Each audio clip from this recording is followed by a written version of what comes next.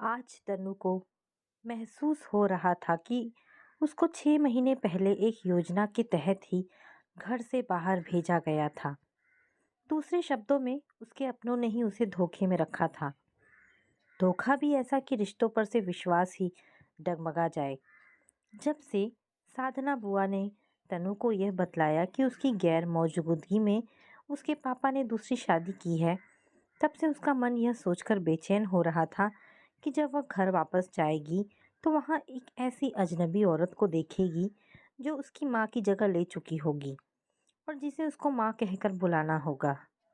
पापा की शादी की बात सुन तनु के अंदर विचारों के तूफान से उठ रहे थे।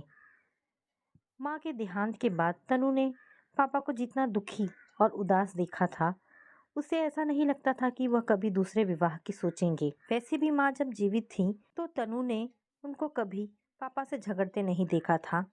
दोनों में बेहद प्यार था। माँ को जब ब्रेन ट्यूमर होने का पता जब पापा को चला तो उन्हें छिप छिप कर रोते हुए तनु ने देखा था। यह जानते हुए भी कि माँ बस कुछ ही दिनों की मेहमान है, पापा ने दिन रात उनकी सेवा की थी। इन सब बातों को देखकर कौन कह सकता था कि वह माँ की बरसी का भी प्रतीक्षा नहीं करेंगे और दूसरा विवाह कर लेंगे। अब जब पापा की दूसरी शादी एक कठोर सच्चाई बन चुकी थी तो तनु को अपने दोनों छोटे भाई बहन की टेंशन होने लगी थी। बहन पूजा से कहीं अधिक टेंशन तनु को अपने छोटे भाई अभी की थी, जो 6वीं कक्षा में पढ़ रहा था। माँ की बीमारी का जब पता चला तो तनु बीकॉम फाइनल में थी और आगे एमबीए करने का सपना उसने देखा था। लेकिन माँ की असमय मृत्यु से तनु का वह सपना पूरी तरह से बिखर गया था। तनु बड़ी थी, इसलिए माँ की मृत्यु के बाद उसको लगा था कि छोटे भाई बहन के साथ साथ पापा की देखभाल की जिम्मेदारी भी उसके कंधों पर आ गई थी और उसने भी अपने दिलो दिमाग से इस जिम्मेदारी को निभाने के लिए खुद को तैयार कर लिया था। मगर तनु को आश्चर्य उस वक्त हुआ जब माँ की मृत्यु के 4 महीने बाद ही पापा ने उसको खुद ही एमबीए करने के लिए कह दिया। तनु ने तब यह कहा था कि अगर वह भी पढ़ाई में लग गई तो घर को कौन देखेगा। तो पापा ने कहा, घर की टेंशन तुम मत करो, यह देखना मेरा काम है। तुम अपने भविष्य की सोचो और अपने आगे की पढ़ाई शुरू कर दो। मगर यहाँ एमबीए के लिए सीट का मिलना मुश्किल है पापा। तो क्या हुआ, तुम्हारी साधना बुआ गुजरात में है, सुनने में आता है कि वहाँ आसानी से सीट मिल जाती है। मैं साधना से फ़ोन पर इस बारे में बात करूँगा, वह इसके लिए सारा प्रबंध कर देगी, पापा ने तनु से कहा था। तनु तब असमंजस से पापा का मुंह ताकती रह गई थी, क्योंकि ऐसा करना ना तो घर के हालात को देखते हुए सही था और ना ही दुनियादारी के लिहाज से। लेकिन पापा तो उसको साधना बुआ के पास भेजने का मन बना ही चुके थे। तनु की प्रार्थना और ना नुकुर से पापा का इरादा बदला नहीं था और हमेशा दूसरों के ही घर की हर बात पर टीका टिप्पणी करने वाली बुआ को भी पापा के फैसले पर कोई ऐतराज नहीं हुआ था। होता भी क्यों, शायद पापा जो भी कर रहे थे साधना बुआ के इशारे पर ही तो कर रहे थे। उसे लगा सब कुछ पहले से ही तय था। एमबीए की पढ़ाई तो जैसे उसको घर से निकालने का बहाना भर था। अब सारी बातें तनु के सामने बिल्कुल साफ हो चुकी थी। शायद माँ की मौत के तुरंत बाद ही गुपचुप तरीके से पापा की दूसरी शादी की कोशिशों का सिलसिला शुरू हो गया था। तनु को पक्का यकीन था कि इसमें साधना बुआ ने अहम भूमिका निभाई होगी। माँ की मृत्यु पर साधना बुआ की आंखें सूखी ही रही थी, फिर भी छाती पीट पीट कर विलाप करने का दिखावा करने के मामले में बुआ सबसे आगे थी। एक तो वैसे भी साधना बुआ का रिश्ता दिखावे का था, दूसरे माँ से बुआ की कभी बनी न थी। उनके रिश्ते में खटास रही थी। इस खटास की वजह अतीत की कोई घटना हो सकती थी, इसके बारे में तनु की कोई जानकारी न थी। लगता तो ऐसा है कि माँ के ट्यूमर होने की बात जानते ही साधना बुआ ने दोबारा भाई का घर बसाने की बात सोचनी शुरू कर दी थी। तभी तो जब तब इशारों ही इशारों में बुआ अपने अंदर की इच्छा यह कहकर जाहिर कर देती कि औरत के बगैर घर कोई घर नहीं होता। पापा ने भी शायद दोबारा शादी के लिए बुआ को मौन सहमति दी होगी। तभी तो प्लानिंग के तरीके से सारी बात महीनों में ही सिरे चढ़ गई थी। चूंकि मैं बड़ी व समझदार हो गई थी, मुझसे बगावत का खतरा था, इसलिए मुझे पढ़ाई के बहाने बड़ी चालाकी से घर के बाहर निकाल दिया था। पापा की दूसरी शादी करवाकर वापस आने के बाद साधना बुआ तनु के साथ ठीक से आंख नहीं मिला पा रही थी और तरह तरह से सफाई देने की कोशिश कर रही थी। किंतु अब तनु को साधना बुआ की हर बात में केवल झूठ और मक्कारी नजर आने लगी थी। इसलिए उसके मन में बुआ के प्रति नफरत की एक भावना बन गई थी। फूफा शायद तनु के दिल और दिमाग के हाल को बुआ से ज्यादा अच्छे से समझते थे। इसलिए उन्होंने नपे तुले शब्दों में उसको समझाने की कोशिश की। मैं तुम्हारे मन की हालत को समझता हूँ बेटी, मगर जो भी सच्चाई है अब तुम्हें उसको स्वीकार करना ही होगा। नए रिश्तों से जुड़ना बड़ा कठिन होता है, लेकिन उससे भी कठिन होता है पहले वाले रिश्ते को तोड़ना। इस सच को भी तुम्हें स्वीकारना होगा। घर जाने के बारे में तनु जब भी सोचती विचलित हो जाती। उसके हाथ पांव ठंडे पड़ने लगते। कैसा अजीब लगेगा जब वह अपनी माँ के स्थान पर एक पराई और अनजान महिला को देखेगी। वह महिला कैसी और किस उम्र की थी तनु नहीं जानती, मगर वह उसकी सौतेली माँ बन चुकी थी।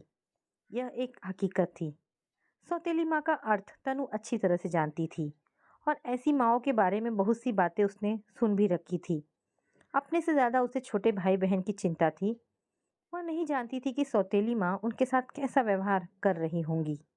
साधना बुआ तनु से कह रही थी कि वह एक बार घर हो आए और अपनी नई मम्मी को देख ले, लेकिन तनु ने बुआ की बात पर अधिक ध्यान नहीं दिया, क्योंकि अब उनकी अच्छी बात भी उसे जहर लगती थी। इस बीच पापा का 2-3 बार फोन आया था, पर तनु ने उनसे बात करने से मना कर दिया था।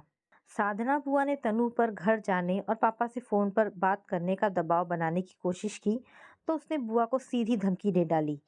बुआ, अगर आप किसी बात के लिए मुझे ज्यादा परेशान करोगी तो सच कहती हूँ, मैं इस घर को भी छोड़कर कहीं चली जाऊंगी और फिर कभी किसी को नजर नहीं आऊंगी। तनु की इस धमकी से बुआ थोड़ा डर गई थी। इसके बाद उन्होंने तनु पर किसी बात के लिए जोर देना ही बंद कर दिया था। तनु को यह भी पता था कि वह हमेशा के लिए बुआ के घर में नहीं रह सकती थी। 6 महीने के बाद जब उसकी एमबीए की पढ़ाई खत्म हो जाएगी, तो उसके पास बुआ के यहाँ रहने का कोई बहाना नहीं रहेगा। तब क्या होगा? आने वाले कल के बारे में जितना सोचती, उतना ही अनिश्चितता के धुंधलके में घिर जाती। बगावत पर आमादा तनु का मन उसके काबू में नहीं रहा था। फूफा से तनु कम ही बात करती थी। बुआ से तो उसका 36 का आंकड़ा था, लेकिन उस घर में तनु जिससे अपने सुख दुख की बात करती थी, वह थी छाया, साधना बुआ की बेटी। छाया लगभग उसी की हम उम्र थी और बीएड कर रही थी। छाया उसके दिल के हाल को समझती थी और मानती थी कि उसके पापा ने उसकी गैर मौजूदगी में शादी करके गलत किया था। इसके साथ वह तनु को हालात के साथ समझौता करने की सलाह भी देती थी। सौतेली माँ के लिए तनु की नफरत को भी छाया ठीक नहीं समझती थी। वह कहती थी, तनु, तुमने अभी उसको देखा नहीं, जाना नहीं, फिर उससे इतनी नफरत क्यों? अगर किसी औरत ने तुम्हारी माँ की जगह ले ली है, तो इसमें उसका क्या कसूर? कसूर तो उसको उस जगह पर बिठाने वाले का है। ऐसा कहकर छाया एक तरह से सीधे तनु के पापा को कसूरवार ठहराती थी। कसूर किसका भी हो, पर तनु किसी भी तरह ना तो किसी अनजान महिला को माँ के रूप में स्वीकार करने को तैयार थी और ना ही पापा को माफ करने के लिए।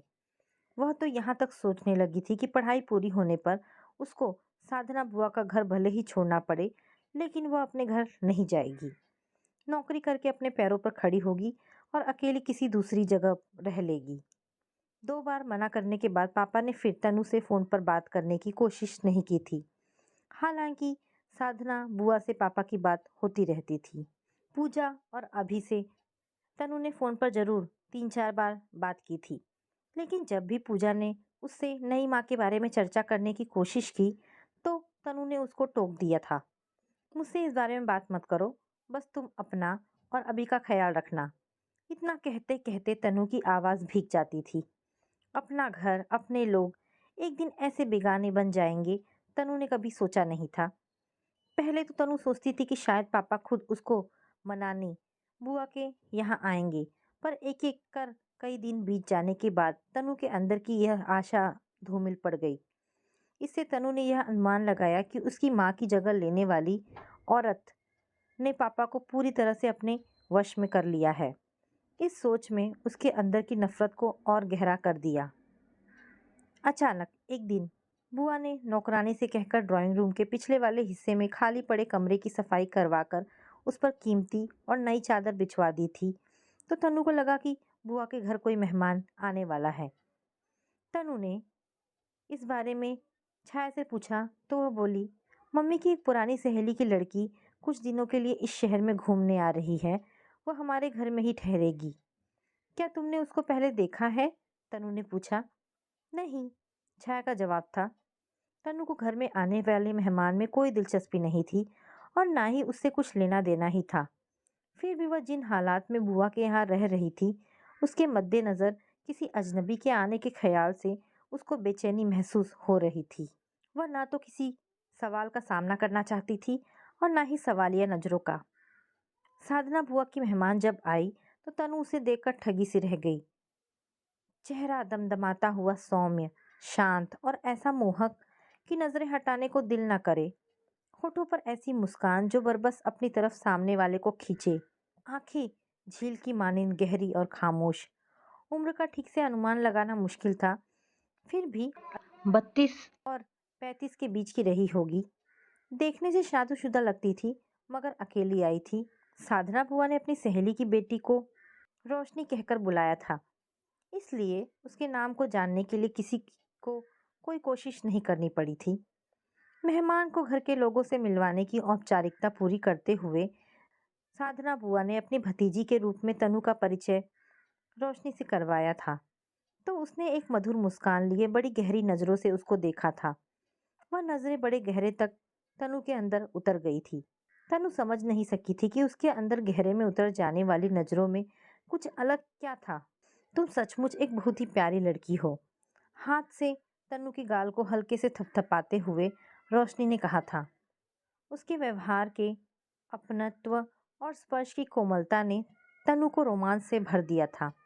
तनु तब कुछ बोल नहीं सकी थी। साधना बुआ रोशनी की जिस प्रकार से आवभगत कर रही थी, वह भी कोई कम हैरानी की बात नहीं थी।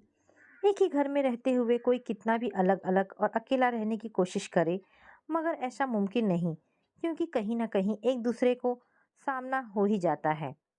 तनु और रोशनी के मामले में भी ऐसा ही हुआ। दोनों अकेले में कई बार आमने सामने पड़ जाती थी।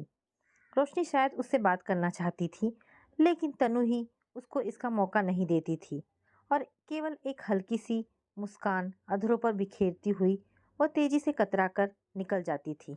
एक दिन तनु को चौंकाते हुए रोशनी रात को अचानक उसके कमरे में आ गई। तनु को रात देर तक पढ़ने की आदत थी। रोशनी को अपने कमरे में देख तनु चौंकी थी। आप? उसके मुख से निकला था। बाथरूम जाने के लिए उठी थी। तुम्हारे कमरे की बत्ती को जलते देखा तो इधर आ गई। मेरे इस तरह आने से तुम डिस्टर्ब तो नहीं हुई? जी नहीं, ऐसी कोई बात नहीं, तनु ने कहा। रात की शांति में पढ़ना काफी अच्छा होता है। मैं भी अपने कॉलेज के दिनों में अक्सर रात को ही पढ़ती थी, मगर बहुत देर रात तक जागना भी सेहत के लिए अच्छा नहीं होता। अब 1 बजने को है। मेरे ख्याल में तुमको सो जाना चाहिए। रोशनी ने अपनी बात इतने अधिकार और अपनत्व से कही थी कि तनु ने हाथ में पकड़ी हुई किताब बंद कर दी। मेरा यह सब कहना तुमको बुरा तो नहीं लग रहा? उसको किताब बंद करते हुए देख रोशनी ने पूछा। नहीं, बल्कि अच्छा लग रहा है। बहुत दिनों बाद किसी ने इस अधिकार के साथ मुझसे कुछ कहा है। आज माँ की याद आ रही है। वह भी मुझको बहुत देर रात तक जागने से मना किया करती थी, तनु ने कहा। उसकी आंखें अनायास आंसुओं से झिलमिला उठी थी। तनु की आंखों में झिलमिलाते आंसू रोशनी की नजरों से छिपे ना रह सके थे। इससे वह थोड़ी व्याकुल सी दिखने लगी।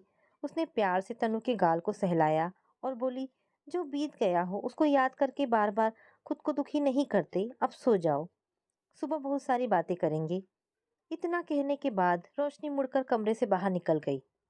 इसके बाद तो तनु और रोशनी के बीच की दूरी जैसे सिमट गई और दोनों के बीच की झिझक भी खत्म हो गई। एकाएक ही तनु को रोशनी बहुत अपनी सी लगने लगी थी। जाहिर है, अपने व्यवहार से तनु के विश्वास को जीतने में रोशनी सफल हुई थी। अब दोनों में काफी खुलकर बातें होने लगी। तनु के शब्दों में सौतेली माँ के प्रति आक्रोश को महसूस करते हुए एक दिन रोशनी ने कहा, आखिर तुम दूसरों के साथ साथ अपने से भी इतनी नाराज क्यों हो? क्या साधना बुआ ने मेरे बारे में आपको कुछ नहीं बतलाया? बतलाया है। गंभीर और शांत नजरों से तनु को देखती हुई रोशनी बोली। क्या? यही कि तुम्हारे पापा ने किसी और औरत से दूसरी शादी कर ली है, वह भी तुम्हारी गैर मौजूदगी में, और तुमको बताए बगैर। तनु की आंखों में झांकती हुई रोशनी ने शांत स्वर में कहा। इतना सब जानने के बाद भी आप मुझसे पूछ रही हैं कि मैं नाराज क्यों हूँ? तनु के स्वर में कड़वाहट थी। अधिक नाराजगी किससे है? अपने पापा से या सौतेली माँ से? नाराजगी सिर्फ पापा से है, सौतेली माँ से नहीं। रोशनी ने पूछा। नहीं, उनसे मैं नफरत करती हूँ। नफरत? क्या तुमने अपनी सौतेली माँ को देखा है या उनसे कभी मिली हो? रोशनी ने पूछा। नहीं, फिर सौतेली माँ से नफरत क्यों? नफरत तो हमेशा बुरे इंसानों से की जाती है ना? रोशनी ने कहा। सौतेली माएँ बुरी ही होती हैं, अच्छी नहीं। ओह हाँ, मैं तो इस बात को जानती ही नहीं थी। तुम कह रही हो तो यह ठीक ही होगा। बुरी ही नहीं, हो सकता है सौतेली माँ देखने में डरावनी भी हो। हल्का सा मुस्कुराते हुए रोशनी ने कहा। तनु को इस बात से भी हैरानी थी कि साधना बुआ ने अपने घर की बातें अपनी सहेली की बेटी से कैसे कर दी। रोशनी अपने मधुर और आत्मीय व्यवहार से तनु के बहुत करीब तो आ गई थी, मगर वह उसके बारे में ज्यादा जानती न थी, सिवाय इसके कि वह साधना बुआ की किसी सहेली की लड़की थी। फिर एक दिन तनु ने उससे ही पूछ लिया, आपकी शादी हो चुकी है? हाँ, रोशनी ने कहा। फिर आप यहाँ अकेले क्यों आई हैं? अपने पति को भी साथ में लाना चाहिए था ना। वह साथ नहीं आ सकते थे। क्यों? तनु ने पूछा। क्योंकि कोई ऐसा काम था जो उनके साथ रहने से मैं नहीं कर सकती थी। बड़ी गहरी और भेदपूर्ण मुस्कान के साथ रोशनी ने कहा। ऐसा कौन सा काम है? तनु ने पूछा भी, लेकिन रोशनी जवाब में केवल मुस्कुराती रही, बोली कुछ नहीं। अब पढ़ाई के लिए तनु जब भी ज्यादा रात तक जागती तो रोशनी उसके कमरे में आ जाती और अधिकार पूर्वक उसके हाथ से किताब पकड़कर एक तरफ रख देती। वह उसको सोने के लिए कहती। तनु भी छोटे बच्चे की तरह चुपचाप बिस्तर पर लेट जाती। गुड गर्ल कहते हुए रोशनी अपना कोमल हाथ उसके ललाट पर फेरती और बत्ती बुझाकर कमरे से बाहर निकल जाती। रोशनी तनु की कुछ नहीं लगती थी, फिर भी कुछ दिनों में वह तनु को इतनी अपनी लगने लगी कि उसको बार बार माँ की याद आने लगी थी। ऐसा क्यों हो रहा था वह स्वयं नहीं जानती थी। एक दिन छाया ने तनु को यह बतलाया कि रोशनी अगले दिन सुबह की ट्रेन से वापस अपने घर जा रही है, तो उसको एक धक्का सा लगा था। आपने मुझको बताया नहीं कि आप कल जा रही हैं। मिलने पर तनु ने रोशनी से पूछा। मेहमान कहीं हमेशा नहीं रह सकते, उनको एक ना एक दिन अपने घर जाना ही पड़ता है। तनु का मुखड़ा उदासी की बदलियों में घिर गया। आप जिस काम से आई थी, क्या वह पूरा हो गया? तनु ने पूछा तो उसकी आवाज में उदासी थी। ठीक से बता नहीं सकती, वैसे मैंने कोशिश की है। नतीजा क्या निकलेगा मुझको मालूम नहीं। रोशनी ने कहा। आप कितनी अच्छी हैं, मैं आपको भूल नहीं सकूंगी। रोशनी के हाथों को अपने हाथ में लेते तनु ने उदास स्वर में कहा। शायद मैं भी नहीं, रोशनी ने जवाब में कहा। क्या हम दोबारा कभी मिलेंगे? तन्वी ने पूछा। भविष्य के बारे में कुछ बतलाना मुश्किल है और दुनिया में संयोगों की कमी भी नहीं है, तनु के हाथों को दबाते हुए रोशनी ने कहा। रवानगी से पहली रात को तनु के कमरे में रोशनी आई तो वह बहुत गंभीर थी। उसकी तरफ देखकर रोशनी बोली, जाने से पहले मैं तुमको कुछ समझाना चाहती हूँ। मेरी बात पर अमल करना, ना करना तुम्हारी मर्जी होगी। जीवन के सच से मुंह मोड़ना और हालात का सामना करने के बजाय उससे दूर भागना समझदारी नहीं। जिसको तुमने देखा नहीं, जाना नहीं, उसके लिए नफरत क्यों? नफरत इसलिए क्योंकि उसके साथ सौतेली शब्द जुड़ा है। प्यार और नफरत करने का तुमको हक है, किंतु कब तक नहीं, जब तक तुम किसी को देख या जान न लो। अगर तुम्हारे पापा ने किसी दूसरी औरत से शादी करके तुम्हारा दिल दुखाया है, तो इसका मतलब यह नहीं कि तुम अपने घर पर अपना हक छोड़ दो। तुमको परीक्षाएं देने के बाद अपने घर वापस जाना ही है। यह पक्का इरादा कर लो। अपनों पर नाराज हुआ जाता है, उनको छोड़ा नहीं जाता। रही बात तुम्हारे पापा के साथ शादी करने वाली दूसरी औरत, मेरा मतलब तुम्हारी सौतेली माँ से है। एक बार उसको भी देख लेना। अगर वह सचमुच तुम्हारी सोच के मुताबिक बुरी हो तो उसको घर से बाहर का रास्ता दिखलाने का इंतजाम कर देना। इसके लिए तुमको अपने पापा से भी झगड़ा करना पड़े तो कोई हर्ज नहीं। जब रोशनी अपनी बात कह रही थी तो तनु हैरानी से उसके चेहरे को देख रही थी। रोशनी की बातों से उसको एक बल मिल रहा था। तनु को लग रहा था रोशनी ठीक कह रही है। वो अपना घर क्यों छोड़े? उसको हालात का सामना करना चाहिए था। फिर उस औरत से नफरत कैसी, जिसे अभी उसने देखा भी नहीं था। अगले दिन सुबह रोशनी चली गई। कुछ भी नहीं होते हुए रोशनी कुछ दिनों में ही अपनेपन का जो कोमल स्पर्श तनु को करवा गई थी, उसको भूलना मुश्किल था। यही नहीं, वह तनु की दिशाहीन जिंदगी को एक दिशा भी दे गई थी। परीक्षाओं के शुरू होते ही तनु ने साधना बुआ से घर जाने की बात कह दी और थोड़ा थोड़ा करके अपना सामान पैक करना शुरू कर दिया। परीक्षाएं खत्म होते ही तनु अपने घर को रवाना हुई तो साधना बुआ खुद उसको मुंबई जाने वाली ट्रेन में बिठाने के लिए रेलवे स्टेशन पर आई थी। ट्रेन जब चल पड़ी तो तनु के मन में कई सवाल बुलबुले बनकर उभरने लगे कि पापा उसका सामना कैसे करेंगे, उसका सौतेली माँ से सामना कैसे होगा, वह कैसा व्यवहार करेगी। तनु जानती थी कि उसको ट्रेन में बिठाने के बाद बुआ ने फोन पर इसकी सूचना पापा को दे दी होगी। शायद घर में उसके आने के इंतजार में होंगे सभी। सामान का बैग हाथ में लिए घर के दरवाजे के अंदर दाखिल होते एक बार तो तनु को ऐसा लगा था कि किसी पराई जगह पर आ गई है। पापा उसके इंतजार में हॉल में ही बैठे थे। उनके साथ पूजा और अभी भी थे, जो कि दौड़कर उससे लिपट गए। उनको प्यार करते हुए तनु की नजरें पापा से मिली। चाह कर भी तनु मुस्कुरा नहीं सकी। उसने केवल इतना ही कहा, हेलो पापा, कैसे हैं आप? अच्छा हूँ, अपनी सुनाओ। सफर में कोई तकलीफ तो नहीं हुई? नहीं, और होती भी तो अब कोई फर्क नहीं पड़ता।